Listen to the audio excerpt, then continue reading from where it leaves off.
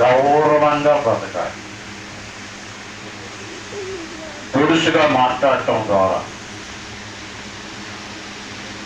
మాట్లాడకూడని మాటలు మాట్లాడటం ద్వారా,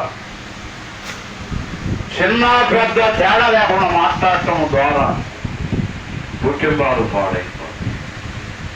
ఏమైపోయింది? కుటుంబాలు పాడైపోవడమే కాకుండా వాళ్ళ పిల్లలు కూడా పాడైపోతారు. కుటుంబానికి యజమానుడు ఉండాలి. యజమానుడు లేని కుటుంబము కంచె లేని పొలం లాంటిది. యజమానుడు లేని కుటుంబము పొలానికి కంచె లేకపోతే ఎలా ఉంటుంది? అలాగుంటుంది. మనం ఏం చేయాలంటే నీతిగా బతకాలి, నిజాయితీగా బతకాలి, యథార్థంగా బతకాలి. 4 రోజులు బతికితే వాడు ఏంటంట? 4 రోజులు బతికితే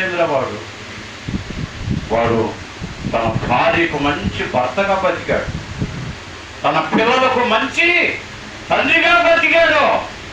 సమాజంలో వారిని చూసి తలెత్తుకొని తిరగొచ్చురా. కపటముగా మాట్లాడు. ఏంటట? కపటముగా మాట్లాడు. ఎదుటోడి సొమ్ము కావాలని ఎప్పుడు కూడా అనుకునే వ్యక్తి కాదు. అతను యథార్థంగా బతికాడు, నీతిగా బతికాడు, న్యాయంగా బతికాడు. అలాంటి మనిషి 4 రోజులు బతికితే ఏమిరా? ఏంటట? 4 రోజులు యథార్థంగా బతకాలి, నీతిగా బతకాలి, న్యాయంగా బ్రతకాలి. నీతిగా బతికితే, న్యాయంగా బతికితే, యథార్థంగా బతికితే దేవుడు మనలను, మన కుటుంబాలను, మన పిల్లలను, మన పిల్లల పిల్లలను కూడా దేవుడు ఏం చేస్తాడు? ఆశీర్వదిస్తాడు, ఉన్నతమైన స్థితిలో ఉంచుతాడు. మనం తప్పకుండా అందరికీ దేవుడు ఉన్నతమైన స్థితిలో మనలో ఉంచుతాడు. దేవుడు ఈ మాటలు మన వెనుకటిలో ఫలింప చేయనుగాక. హల్లెలూయా.